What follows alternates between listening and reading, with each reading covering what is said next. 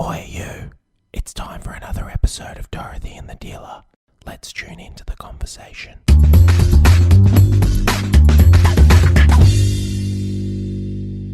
Welcome, your very first time. You've been around, how long have you been around us now, Nerida? Goodness, it would have been 2018 when I first came. Wow, so you've been around us for ages and this is your very first time on Dorothy and the Dealer. Yes, ma'am. Welcome. Thank you. I laid out the red carpet just for you. No, I didn't. will take it. Now, as you know, we start Dorothy and the Dealer every time, Nerida, with the person who's on. They're going to share their favourite song at the moment or their go-to song. Jesus. Oh, I know. Nothing like being put on the spot, is it? Favourite song at the moment. I actually really like, you know how good I am with names though, people. Yeah. It's called Dreams.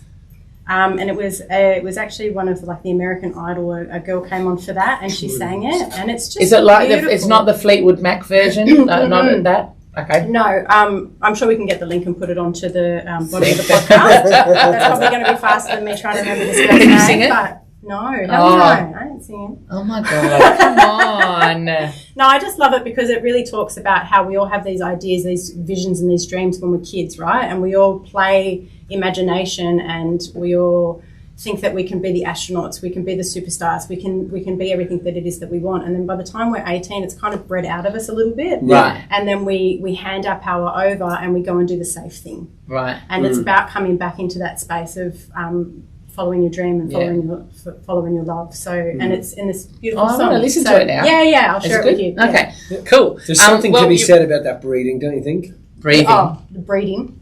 Well, it is. You're bred. Absolutely. You know, they breed it it's out bred of you, out of you. you know? Yeah, we lose ourselves through the process of childhood. Mm-hmm. Well, you are you've been working with us for a while. You're our resident expert coach and just all round awesome person.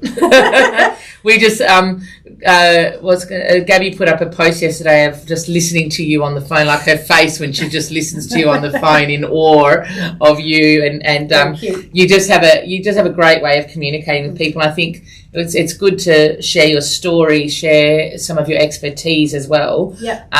So should we start a little bit with your story, where you've come from, what who you are a little bit, so that people can get an idea of who you are. So my personal development journey started, unsurprisingly, when I lost my hair. So, well, it actually started a little bit before that, but that really solidified it for me. When was that? So I lost my hair when I was 19. 19. Right. And how old are you now? I am 40. 72. 40? Oh, I am. I turned 40 last year. Loving it. And, so for me, when I lost my hair, it was so clear to me that I couldn't avoid what I had been avoiding anymore, and that was that the relationship that I had, or my perception around the relationship that I had with my dad, was impacting my health.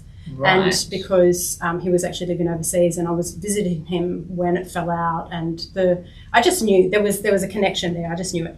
And so I wanted to start exploring that and understanding why my body was rejecting a part of myself, and took me on a big journey down spirituality, energy healing, all that sort of stuff, and then into mindset, human behavior, NLP, all of that kind of jazz, and then eventually into psychosomatics and mind-body connection and medicine and healing, and here, which is amazing. And, through that 20-odd years, there was lots of little layers that came off and lots of little understandings, and I did get the understanding that my body was rejecting my hair because there was a part of myself that I was rejecting because I had felt rejected from my dad. Right.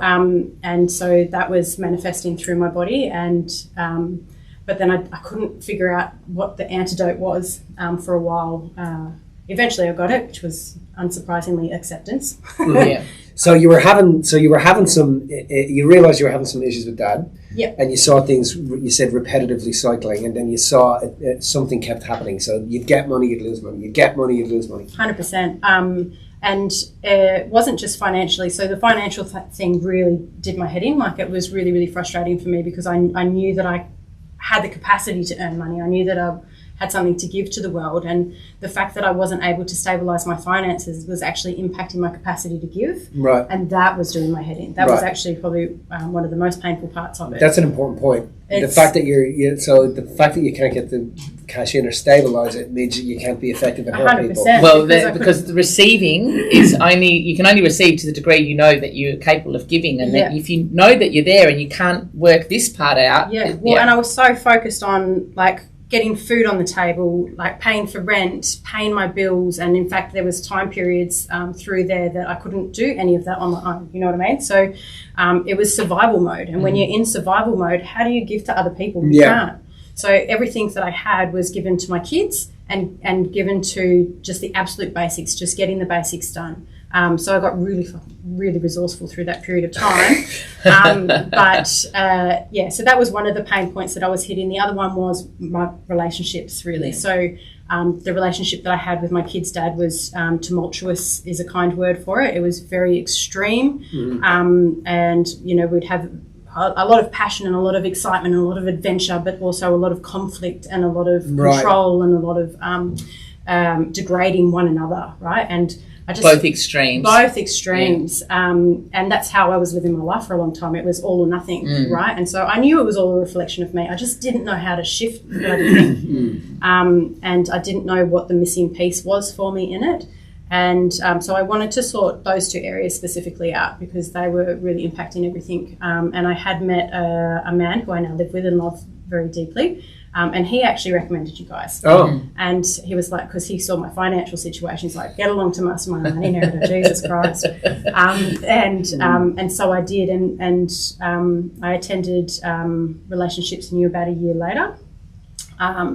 After we had the kid's dad suicided, and so that kind of slowed me down a little bit. But again, it was another piece of that same pattern. Right. It was another, like, I could see it, like, obviously there's a lot of grief and there was a lot of sadness and there was a lot of anger around the experience, but if you zoom up from that, it was like, this is the same pattern still playing out, like, and it was actually after that I was like, enough, I'm doing Relationships and You, because I had gotten to the point before, I remember where I was a little bit disheartened around PD, and I was like, I've spent all of this money, all of this time, all of this energy, and these fundamental pieces still haven't shifted. What's the point in it? Yeah. And I was really at that point where I was ready to just walk away from personal development and just try and sort my own shit out in a different way.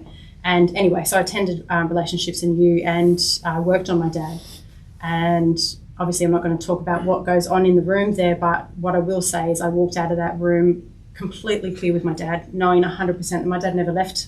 And he actually has always been proud of me, has always seen me for who I am, and has always really appreciated and loved the fact that I'm different to him and that I live my life the way that I do. Yeah. And they were the things that I always had a story around being judged by him on. And so I had done so much of my life trying to prove myself worthy to my dad, trying to prove myself as good enough or successful enough or routined enough, which, you know, that's not one of my strong points. So I was spending so much energy and so much time unconsciously on this dynamic, right? And it was creating a lot of trauma and a lot of chaos in my life. Can I ask quickly about that? I know we're going to talk into a little bit about what some of your areas of expertise, but you've done a lot of work, like in terms of a lot of healing work. You've facilitated lots of stuff, whatever. Yeah.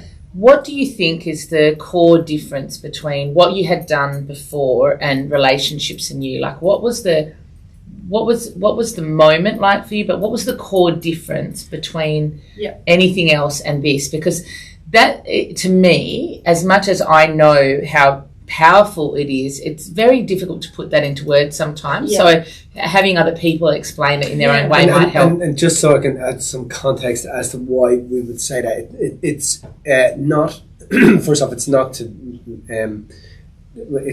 I'm 10 years older than you, so I know what it was like. You know, I got into my PD journey when I was about 18, 19, and I was the same. I'd done fucking tons and tons of stuff, so whenever I hear the word spirituality or personal growth, it always ickies me a bit, because I think I know there's so much absolutely. That's a rabbit hole we can go There's down. so much. There's so much.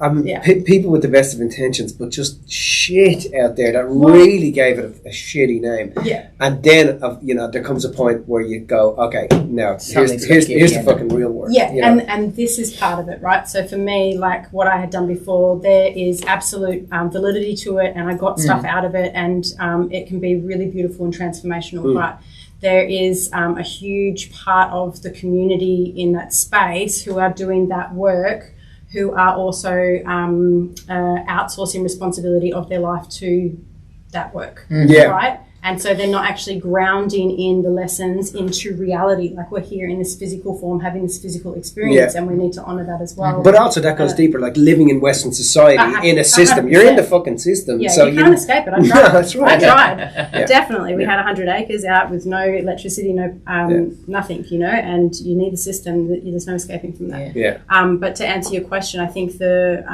real fundamental difference for me was that a lot of the other stuff that I was doing wasn't really addressing the core wounding of the child. Yeah. And we have to understand that we're all walking around as little people. It's like ratatouille, you know what I mean? Like we've got our inner child on our shoulders directing our behaviour, thinking that we're all consciously choosing our reality. Yeah. And it's nonsense. We're not. It's the child within us that is actually doing that. And so to actually re-establish that relationship with the child in a way that the child feels seen and loved and heard and appreciated and held, that I think was the biggest fundamental difference. Right. Because it changes what the kid wants to do then, right? Yeah. So instead of trying to convince yourself, which I've done over years and years and years, trying to convince yourself of a new story, it just obliterates the old story. It just takes it away, right? Yes. It's like, because you go into, I mean, I've heard it described in so many ways. Like I've said before, people have labelled it as the work I did was so good, but it was like a Band-Aid covering a wound.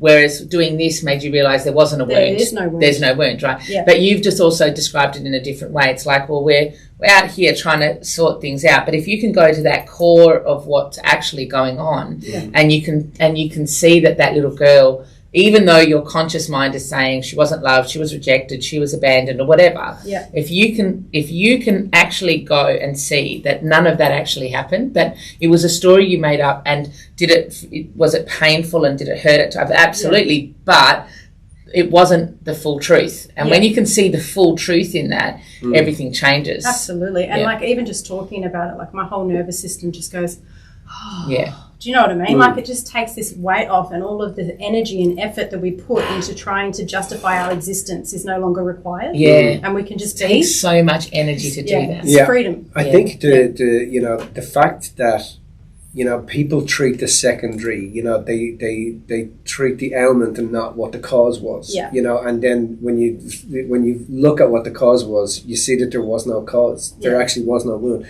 It's catch-22 in the people can get off people, because I often think, would I want my kids, and here's a fucking big one, but would I want my kids to do PD work? Are to stop and look at mum, look at dad, look at the relationship, because without it's a fucking slippery slope. Yeah. It's a slippery slope that I was on for 10 or 15 years, where I was like fucking bagging at my parents and thinking they fucked it up and and really, like, it was a slippery fucking slope, and that's because I was being told the wrong thing, from good meaning people, but told what ultimately the reason that you screwed up is because your parents. Which is fucking nonsense. You're screwed up. Blaming. You're screwed up. Scapegoating. You think you're screwed up, but you're not screwed up. Yeah. And so I think that was for me, watching that sort of relief of people when you're taking them through the process, and afterwards they go, fucking hell, and they're like, I could have taken all that to the end of my life. Yeah. Running this fucking, and then it's affecting you and your behavior and the behavior of everybody else around you. So it affects your children, and then it becomes a fucking cycle. Well, as you know, Leela, my daughter has been through RNY now, and the reason that I wanted her and encouraged her to do that is because I wanted her to see how loved she was. Right? We as parents, we do things and things happen, and environments happen that you don't always get your ideal experience as a parent, and even when you try your absolute hardest, shit happens and it gets in the way and whatever. But once you're that parent, you understand that even in those moments, all you want for that kid is for that kid to know how special and precious and loved and they are, but perceptions come in and experiences come in, and we stack them up and stack them up and stack them up, and then the child makes a perception of themselves that is less than. And so for me as a parent, I want my kids to have that realization as young as possible that you are fucking perfect, actually. And there's nothing that you could have ever done to make it otherwise. And there's nothing that you can ever do to make it otherwise. So then they can live their life based on that freedom. So do you know the hardest thing for parents in giving that to their children is that they try to give it to their children without getting it themselves. Oh, you've got to lead the way. And they say, I want you to get that you're perfect. But no, if it's too hard for me to get that, because they have to acknowledge that actually their parents did an okay job. Do you know what I mean? So it's interesting that you say that. I think the funny thing is that's the origin of hypercriticism. You're when you're doing that, you're creating hypercriticism. You're becoming a hypocrite, and that's what a hypocrite 100%. Is. It's hypercriticism of yourself, and you're deflecting your own criticism onto the child. And you're thinking, and the child is looking at you going, you're a fucking hypocrite, what are you talking about? And so you're not actually doing anybody any favours when you're trying to fix them without leading. Which is a beautiful segue into relationships, right? Because this is what we do in relationships. Our relationship with our child is just another reflection of how we relate to everybody else. And that outsourcing of our responsibility into any relationship is going to create chaos and challenge, and that perception of like, come on, mate, you're not even doing it and you're telling me to do it, and there's resentment that's going to come. So let's talk about that, because I know that this is an area of great, like, you're really inspired by this.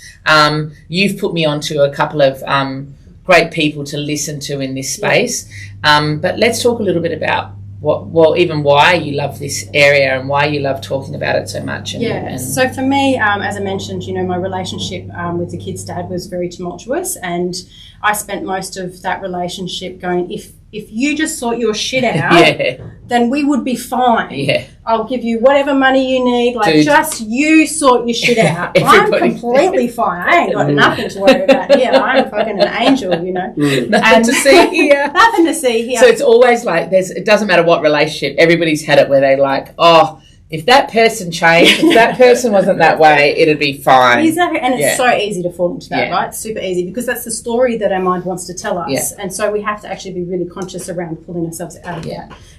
But so we were in that dynamic, and because he could be at times quite overtly aggressive. I wasn't the bad person because I was underhanded in my aggression. I was very passive aggressive in the way that I was doing. And so that's how you justify it. I was a good person, and he was not a good person. And so, and it just created this massive division where we destroyed each other. We really did destroy each other, and I watched him crumble, and it was one of the hardest things I think I'll ever do in my life, and it still makes me emotional.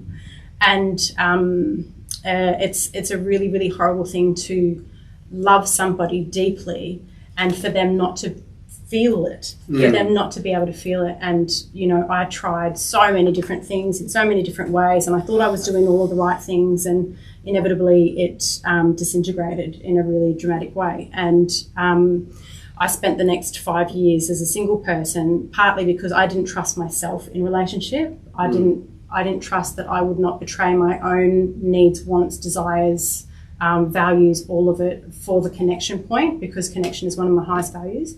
And I have betrayed myself in a lot of different ways to receive that connection. And I was so scared of going into that place and losing myself again. And the other point is that I never, ever, ever wanted anybody who I loved to ever crumble in front of my eyes ever again. And so I knew that whatever work I did around relationships was going to enhance my parenting with my kids in the meantime, and then actually open myself up to have the type of relationship that I did believe was possible. You just don't see them around very often.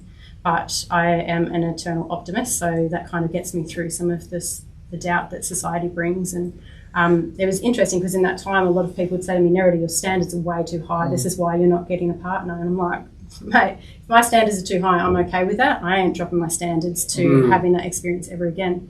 And so that kind of sent me on a little bit of a dig, we can call it, into relationships and what it is that influences the dynamic of relationship and our experience of that dynamic. Can I just ask a question about that to get you to clarify? If you're saying that your standards were high and is that not still you putting that on them? So my standards were high as far as the type of dynamic that I wanted. So when I was looking at manifesting my partner, it was very much around what values do we share, what activities do we love, how does he relate to my kids, what's our dynamic like sexually, around what's our dynamic like in the household, things like that. So it was more like how I experienced the relationship, it wasn't like, definitely not like, you know, he needs to be 6'2" and have blonde hair and blue eyes and blah, blah, blah, and have this job and earn this much money. Like, it was none of that superficial stuff. It was more around, how do I want to feel in the relationship? Right. And there was a number of people who were like, that's unrealistic. Right, okay. Yeah. Because I think that's an important clarification. Yeah, absolutely. It's not necessarily about them. It's about where am I in this? Do you know what I mean? Otherwise, it's still the responsibility is on them to change or be different or whatever. No, well, and I think the biggest piece to understand in this is that your intimate partner is a direct reflection of your unconscious mind, right? And so anything that's showing up in them or that is activating you in them lives within you, right? So in order to unpack different conflicts, you've got to look within. Yeah. Because otherwise you're always going to be out here pointing the finger and never resolving the thing that's creating the issue, which is actually within you. So how did you do that? How did you go in and go about creating that and taking that responsibility and understanding that it wasn't about the other person, that it was about you? First, I found out, I researched everything that I could around how to understand how I love and how I receive love and how other people receive love as well. So love languages was a big piece for me. Understanding different strategies around specific relating, but really, really deeply knowing what it is that lies within me that helps me to feel a certain way. So understanding my values. I know you guys talk a lot about values. Understanding the different avenues to experiencing my values, really getting clear on all of that. And then also understanding the masculine, feminine energy within us and how that projects out into our reality, not just with our intimate partners, but into our career, into our relationship with our friends and family and stuff like that. So, and then I personally feel like your life is your greatest personal development workshop that you'll ever be on. So learn how to understand it and learn how to reflect it back in. So classic example, when I first started dating Adam, my current partner, he was like, I was getting really activated around the fact that I felt like he wasn't fully in. Right. And so I had a story that said if he was fully in, it would look like X, Y, and Z. Right. And he wasn't doing X, Y, and Z, right? There was absolutely zero control from him towards me, and because control had always been such a high filter in my relationships, it was like he wasn't loving me because it had always been justified through love. And so there was none of that going on, and I was like, he's just not that into me. Like, he's not committed because he wasn't trying to control you. He wasn't trying to control me, and so which is a big one. We could go down another rabbit hole on that just alone, but what I did is I kind of sat with it and I just had to ask myself some more powerful questions, right? So what specifically is activating you? What specifically is the issue here? I don't feel like he is fully committed. Okay, cool. He is the reflection of my inner masculine. Where is my inner masculine not fully committed? Where am I not fully committed in the space of my masculine world, which is my outer world, right? This is where I contribute. This is how I penetrate life. So for me, I had to look at, and what came through to me was that I wasn't fully in my business. I wasn't fully committed to my business. I wasn't following through with my business, and I wasn't showing up completely there. Right. That's the remedy. Yeah. So now the focus point goes from he's not giving me what I want to I'm not giving me what I want, and this I can control. Yeah, right. And he doesn't need to change. He's perfect, whole and complete, exactly how he is. And if and that's fine. And so we need to just let him be like that.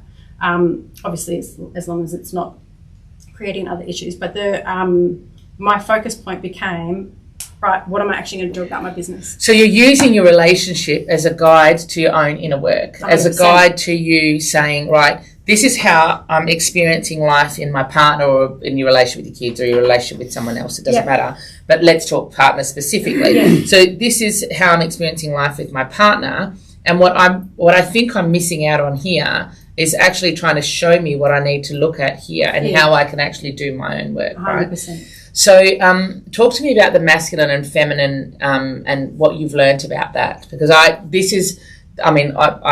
done a little bit of research and study on it, but I'd just like to hear how you see that and how you see the roles particularly. Yeah, so the masculine and feminine, like if we look at you can unpack it a couple of different ways, but if we look at the internal experience of the masculine and feminine, you've got a dynamic going on inside of you between the two of them, right? So the feminine is very much your creative, your free flow. She's very emotional. She she can also be Carly, right? She can burn the ground if she's let loose completely. But it's a very gentle, kind of easeful, flowing, I don't really want that much structure kind of space. And anytime I sit into the feminine, when I know I'm in my feminine, it's because I'm swaying, right? Yeah. It just stimulates a movement in my body. Mm-hmm. The masculine, and it's very internal, so it's a very internal experience. The masculine is very external, penetrating, where we're taking action. It's very linear. Things happen in a certain order. Do you know what I mean? And so it's a lot more structured. It has the box. So one of the ways it was explained to me that I love is that the feminine is the water and the masculine is the bowl. Mm-hmm. Right? If you take away the bowl, yes, you just have a puddle on the floor. That's a really good explanation of it, actually, because as you were talking, one of the things the feminine needs is it needs that space to be held. Do you know what I mean? And a bowl is a great example of that. Like it needs the stability of the masculine. Yeah. But I like how you say that it's actually the internal. So it happens within you. It's like it's not just in the relationship. It's going, what part of you is that masculine part and the feminine part, and how is that? And who's in charge as well. And so one of the deep dives I did around my own feminine masculine was after I did psychosomatics, because within that space you can take a photo of your face and then split it in half and mirror it and actually get a picture of your masculine or feminine face. Right. Yeah. Super interesting. And so when I went into it, I had already done a lot of work around tapping back into my feminine, getting back into my flow state, feeling safe in my body again, feeling safe in my environment again. And so when the face splits were up, I was a little bit egotistic. Right. It's not so unlike me. And I was like, oh, this will be interesting. And so the feminine image was like this really clear, light, angelic being. And I was like, done my work, right? Yep. Looked at the masculine, and he looked like a troll under the bridge, because I had just suppressed him and put him down, and was still so fearful around actually trusting in my own inner masculine. And so what I had to do was actually re-establish relationship between the two parts of myself in order for me to be able to relate effectively with other people as well. How do you do that? Because I know, like, when you say that you've put him down and stuff, the masculine, it's like kryptonite to a man to be critical and to be. So to be doing that, obviously, to that masculine part of you, it has the same effect as if you're doing it to an outward person. So how do you work that out? Like, how do you balance that out within yourself? But just before you go there, you said earlier the water without the bowl is just a puddle. Yeah. So you were seeing, okay, so then what's the bowl without the water? It's empty. Right. Yeah. Right, so you're saying then that the water helps the bowl feel full. Yes, is that absolutely. right? Okay. That's the job of the feminine. Right. The job of the feminine is to support the masculine needs support in that way, but the feminine needs stability and safety, so she can just be in flow. Yeah. The masculine, without the feminine, it feels lost, doesn't know how to direct itself, so it needs that support of the feminine to be one of the ways that I like to see it as well is it's like a man for a woman, or the masculine for a feminine, grounds. It brings us down out of our head and into our body, because we are very heady, right? Yeah. It's just 1,000,000 miles an hour for women. And we don't have an empty drawer. Right. Men have an empty thought drawer. I have so much envy around the empty thought drawer, just saying. But so the masculine will ground the feminine. The feminine brings a man into his heart. Right. And that's where you have the inspiration and love. Mm-hmm. Yeah. Mm-hmm. Cool. What was the question then? Where were we going? The masculine. Balancing it out. Yeah, balancing it out. Inside of yourself. Yeah, like I can understand outside of you, but how do you do it? Where do you see to do it? How inside? I did it, I can tell you how I did it. There's obviously many roads that lead to Rome, right? And finding one that suits you. But for me, what I needed to do is actually re-establish relationship, because it wasn't just my relationship with the kid's dad that had suppressed my masculine. It was the relationship with my own dad that had suppressed the masculine. Right. Fair, yeah. Right? So it had stemmed back from a while. Yeah. And so I wanted to re-establish relationship. So I literally sat and had conversations between the two of them every morning. And so if you look at the needs of each of them, if you can help to cultivate meeting those needs within yourself through dialogue, you can start building trust again. And that's what creates the separation, is a lack of trust. And so, a man or masculine's number one need is to feel appreciated. A woman's is to feel heard, right? Mm-hmm. Our impulses are slightly different. A man wants to provide, a woman wants to please. But the needs is really around, for a woman, she needs to feel heard. So what I would actually do is I would sit into my feminine, and I'd ask, okay, what do I want to do today? What is my desire? What is my deepest desire? What would I absolutely love to do today? And just write a list of all the stuff that I wanted to do.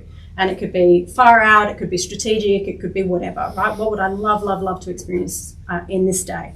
And then I would kind of close that space out, sit into my masculine. How I know I sit into my masculine is my back becomes really erect, which is funny, but that's how I know I'm there. And then the masculine can then look at that list and go, okay, practically, let's organise this. Let's create some structure around it. Yes, no, yes. We can do this tomorrow, whatever, right? And organise it properly. And then you just go, okay, cool, close that space out, and then come back to it later in the day, in the evening, and actually sit in the feminine and look at all of the stuff that the masculine helped you to achieve, because the doing is the man.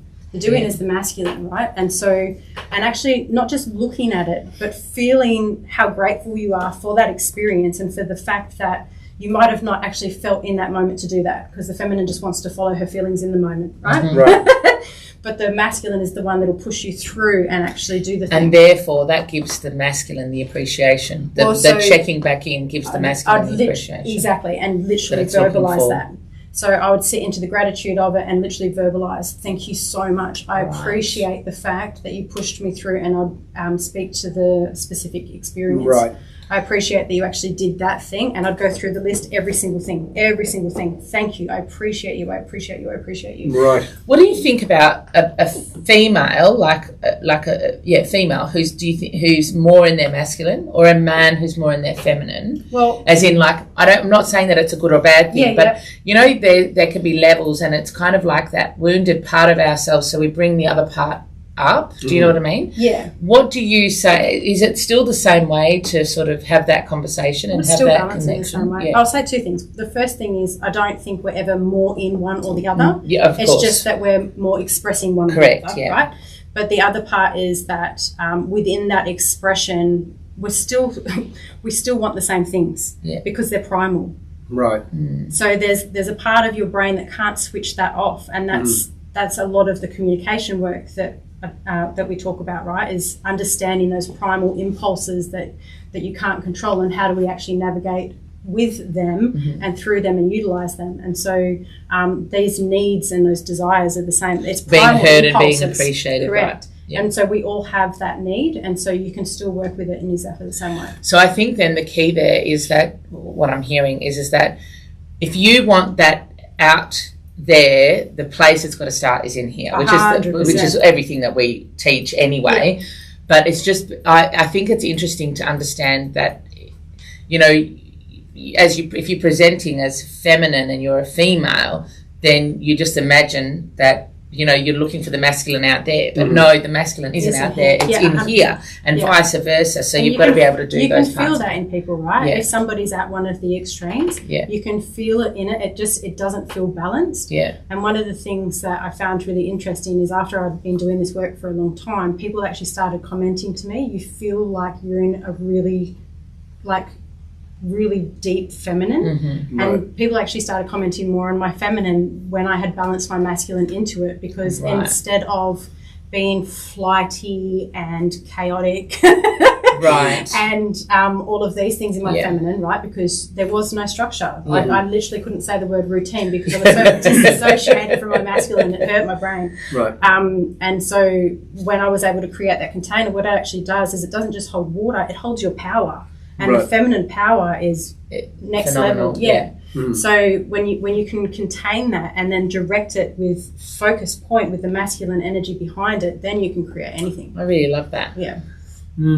That's really cool. I really, that's really some great love info there, mate. I love that, our people are able to access that sort of info. Yeah. Especially when it comes to relationships. That was excellent. Yeah, that's really good. I think I could actually talk to you for another hour about stuff like that, but I think we might leave it there because you're here anyway. We can grab you in one day and have a further chat with you. But I really appreciate that. That was really, really cool. Yeah, no, thank you. I appreciate being able I to love share. that I love that our people get to have you on the other end of the phone and get to share. Honestly, I know how much you love sharing that info, but not just that, but just anything around, empowering people to, like, transformation is an inside job. Yeah. So empowering people to, take responsibility and then take Turn control, the focus. turn it on to yourself. And the best way that you can help people with that is through experience, and you've had some of that experience in pretty big ways as well. So, and I think it's good for people to hear, how much work you've done that's actually been effective. Do you know what I mean? Yeah. And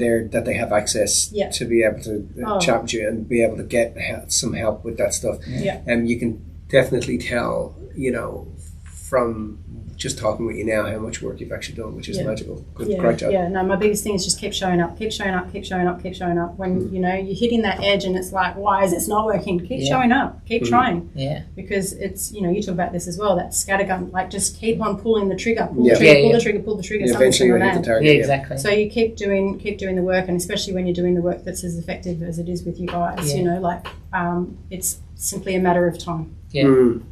I love that. Thanks so much, Nerida. Thanks, buddy. You're welcome. Appreciate it. Even if you live the most extraordinary life, there is always more to learn. This is why tens of thousands of people are using MJB Seminars techniques to hack their consciousness and bridge the gap from where they are to where they actually want to be. MJB seminars use cutting-edge transformational processes that are science-based and backed to help people break through subconscious barriers and limiting beliefs in order to reset, reboot, and live inspired.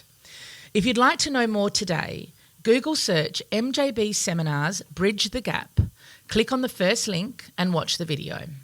Now, for simply watching the video, you will also receive a complimentary coaching session with one of our master coaches valued at over $600 to help you get traction in your life today.